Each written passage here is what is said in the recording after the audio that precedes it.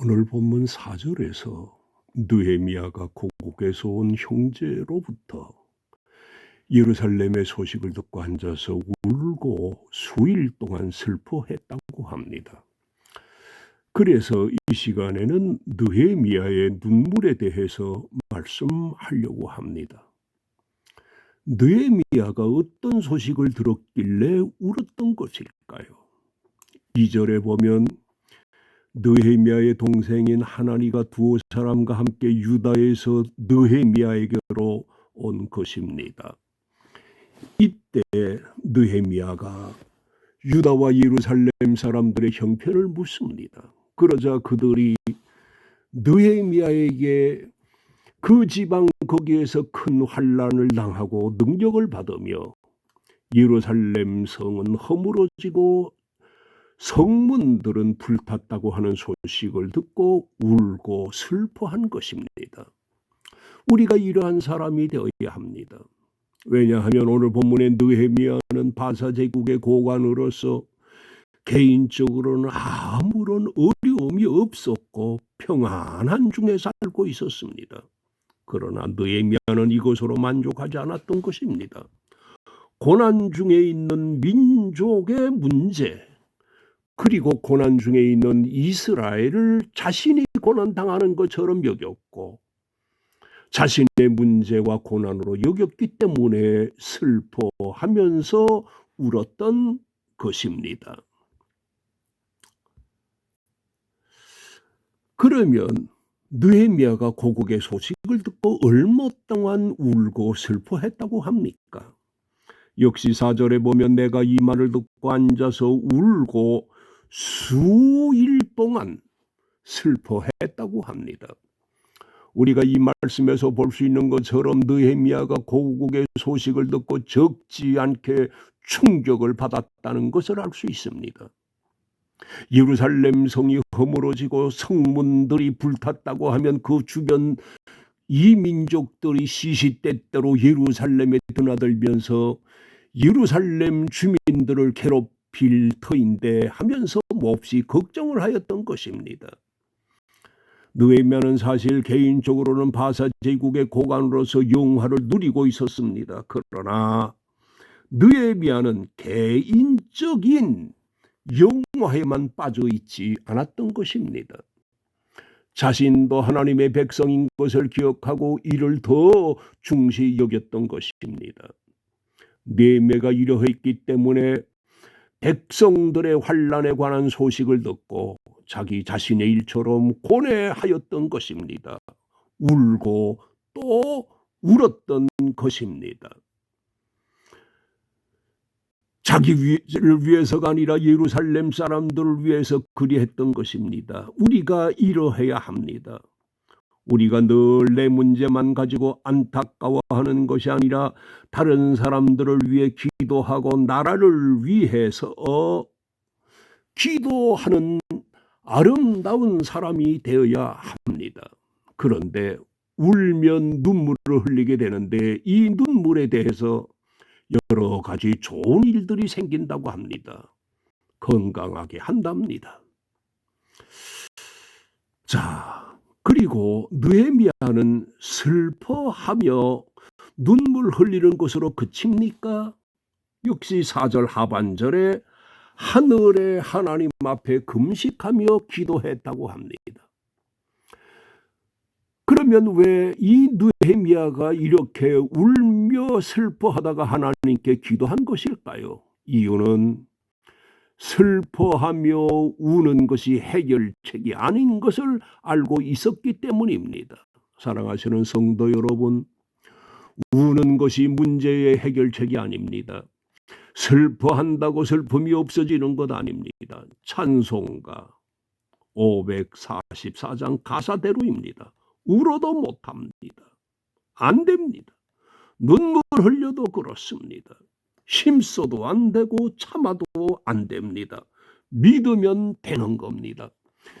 예수 믿고 기도하는 것이 문제 해결의 방법입니다.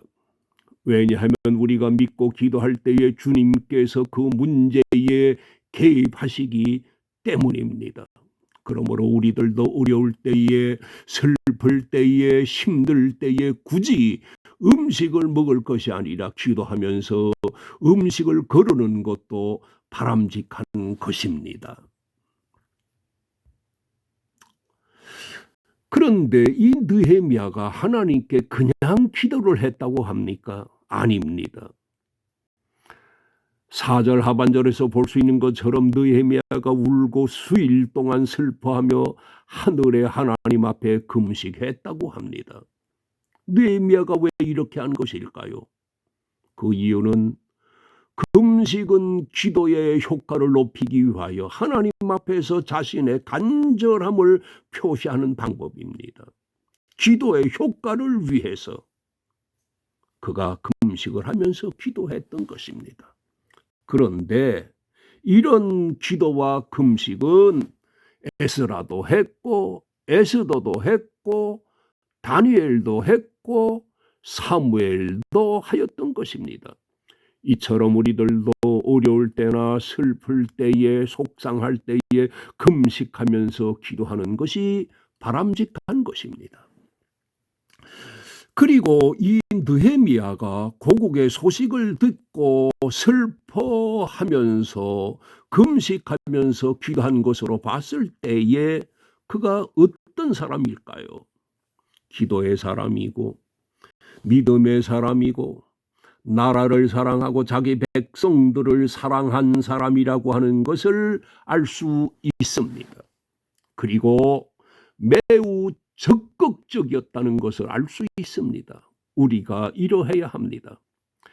자신이 바사 제국의 관리로서 고국으로 갈 수는 없었지만 자신이 처한 처지에서 그리고 할 수 있는 처지에서 최선을 다했던 것입니다. 멀어서 또 자신의 일 때문에 갈 수는 없었지만 금식하고 기도하는 적극성을 띈 겁니다. 이것은 바울에게서도 매우 잘 나타나는 것입니다. 바울이 복음을 증거하다가 옥에 갇히게 되었으나 바울은 그 옥에서도 사역을 했는데 옥중에 있는 사람들을 믿게 했고 또 옥중에서 각 교회에 보낼 서신을 기록하였던 것입니다. 그것이 에베소이고 빌립보서이고 또 골로새서이고 빌레몬서입니다. 그리고 디모데후서도 옥중에서 쓴 것이나 디모데전서와 디모데후서를 목회 서신으로 보기 때문에 옥중 서신으로는 분류되지 않으나 어찌됐든 디모데후서도 옥중에서 기록한 것입니다.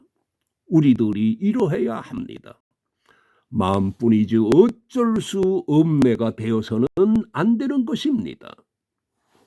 우리가 흔히 이가 없으면 잇몸으로 산다는 말과도 같이 최선을 다해야 합니다. 그런데 그가 어떤 기도를 하나님께 드렸을까요? 6절과 7절에서 이렇게 기도하고 있습니다. 이제 종이 주의 종들인 이스라엘 자손을 위하여 주야로 기도하오며 라고 합니다. 느헤미야가 하나님께 책임 있는 기도를 드렸던 것입니다. 나라와 민족을 위한 회개의 기도를 했던 것입니다. 우리들도 이런 기도를 해야 될 것입니다. 누구를 탓하는 것이 아니라 내 탓이요 하는 마음으로 기도를 해야 합니다. 그러나 대다수의 사람들은 내 탓이요 하기보다는 오히려 비판합니다. 세상이 썩었고 나라가 썩었고 정치인들이 썩었다고 합니다. 그러나 우리는 누구를 탓하기보다는 오늘 본문의 느헤미야처럼 책임 있는 기도의 사람이 되어야 합니다. 이렇게 하는 것이 가장 바람직한 것입니다. 그리고 느헤미야가 하나님께 회개의 기도를 드렸는데 왜 이런 회개의 기도를 한 것일까요? 이유는 회개가 문제의 해결의 열쇠로 봤기 때문입니다. 자신의 잘못한 바를 회개하면 하나님께서 이를 용서하시고 현재 이스라엘이 처해 있는 어려움을 해결할 것으로 믿었기 때문에 느헤미야가 이렇게 무엇보다도 해결을 했던 것입니다. 이처럼 느헤미야는 문제의 해결의 방법을 잘 알았던 것입니다. 그리고 느헤미야는 회개를 한 것입니다. 그래서 성경 여러 곳에서도 회개에 대해서 이렇게 말씀하시고 있습니다. 이사야서에 악인은 그의 길을 불의한 자는 그의 생각을 버리고 여호와께로 돌아오라. 그리하면 그가 긍휼히 여기시리라고 하셨습니다. 회개가 이런 것입니다. 회개는 범죄함으로 징벌 중에 있다 할지라도 그 징벌에서 벗어나게 하시려는 하나님의 은혜이고 은혜스러운 조치입니다. 그리고 느헤미야가 하나님께 왜 기도를 한 것일까요? 이유는 하나님께서 이스라엘에게 생겨진 문제와 기타 모든 문제를 하나님이 해결하실 수 있다고 하는 믿음에서 기도를 했던 것입니다.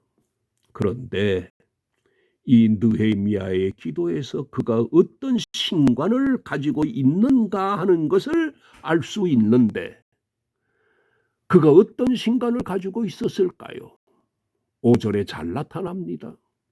하늘의 하나님 여호와여, 여호와 크고 두려우신 하나님이여, 주를 사랑하고 주의 계명을 지키는 자에게는 언약을 지키시며 긍휼을 베푸시는 주여 간구하나이다라고 했는데, 이처럼 느헤미야는 하나님을 하늘의 하나님으로 말하고 있습니다.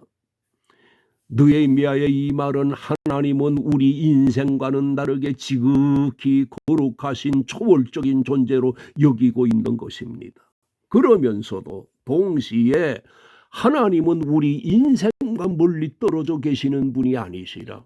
우리가 기도드리면 우리들 가운데 내재하셔서 우리를 도우신다는 하나님으로 믿었던 것입니다. 사랑하시는 성도 여러분, 우리가 믿는 하나님이 이러하신 분이십니다.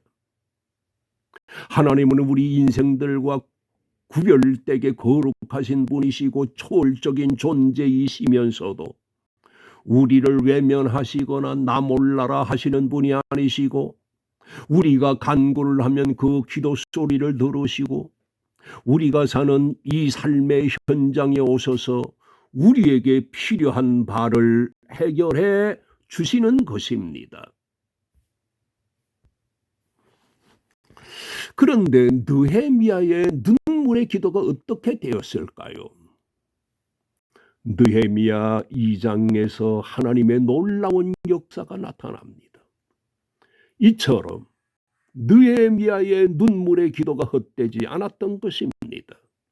지금 이때 우리가 노하기보다는 눈물을 흘리기를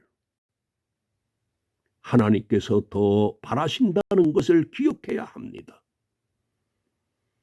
결론적으로 하나님은 느헤미야의 눈물만 귀히 여기시는 것이 아니라 우리들이 이 나라를 위해서 눈물을 흘리는 것도 귀하게 여기실 것입니다. 아멘.